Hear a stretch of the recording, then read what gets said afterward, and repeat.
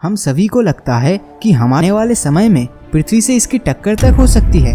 23 सितंबर 1999 में एडिसीबो ऑब्जर्वेटरी से radar imaging के द्वारा इस एस्टेरॉयड की पहली तस्वीर खींची गई थी, जिसमें ये पता लगा कि इसकी दिशा हमारी धरती की तरफ है और 2700 बार में से एक बार धरती से टकराने की प्रबल संभावनाएं भी दिखाई दे रही है। और इसी के कारण साइंटिस्टों के लिए इसके ऊपर रिसर्च करना बहुत ही जरूरी हो गया है।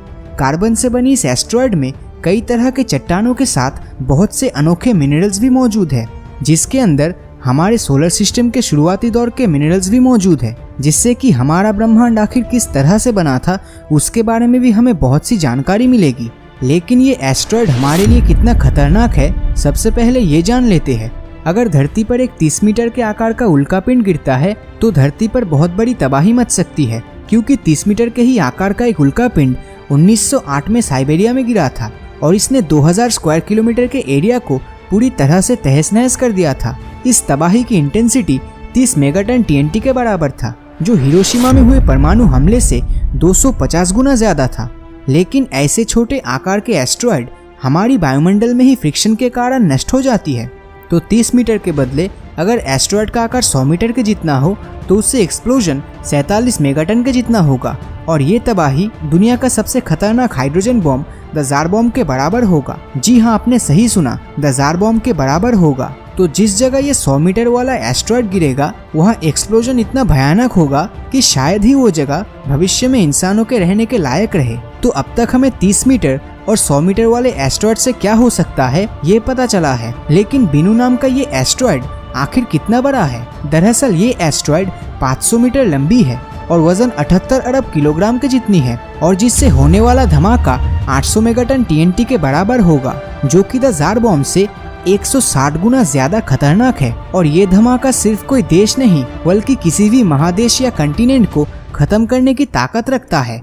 हमारी खुशकिस्मती है कि धरती में 71% पानी है, लेकिन इस पानी में भी अगर ये एस्टेरॉयड गिरता है तब भी महासुनामी के जैसा महाप्रलय होना तो निश्चित है। तो अब इस एस्टेरॉयड के साथ हमारी धरती से होने वाली टक्कर की कितनी प्रोबेबिलिटीज है वो देख लेते हैं। तो ये एस्टेरॉयड 2060 में पहली बार धरती से 7,50,000 किलोमीटर की दूरी से गुजरेगा। फिर उसके बाद 2135 में पृथ्वी से 3 लाख किलोमीटर की दूरी से गुजरेगा। लेकिन खुशकिस्मती से इन दोनों बार ही इसका टक्कर पृथ्वी से नहीं होगा। लेकिन रिसर्चर्स के कंप्यूटर सिमुलेशन के मुताबिक ये एस्टेरॉयड 2175 और 2196 के बीच के समय में एक नया रूप ले सकता है, जिस वक्त ये धरती के बहुत ही करीब से गुजरेगा। और इस समय धरती के साथ इसके टक्कर होने की 2700 बार में से एक चांस रहेगा।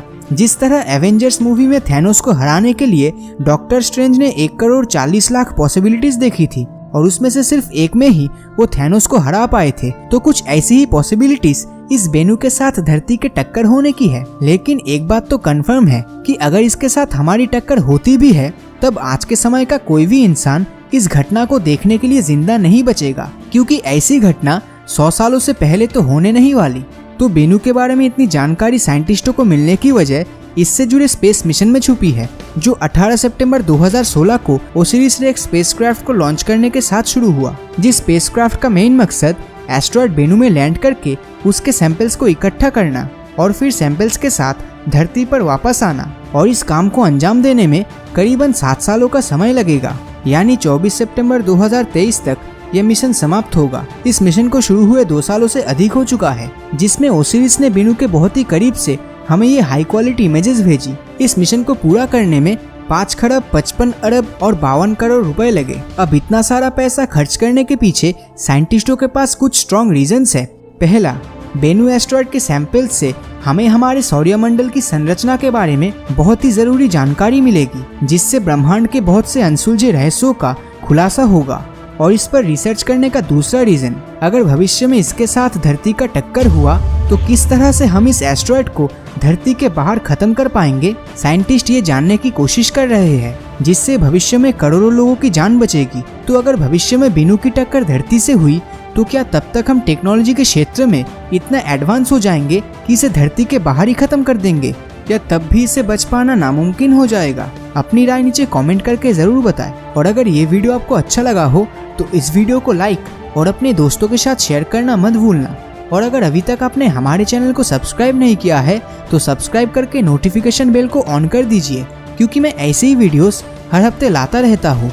तो मिलता हूँ आपसे अगले वीडियो में, और हमेशा की तरह थैंक्स फॉर वॉचिंग।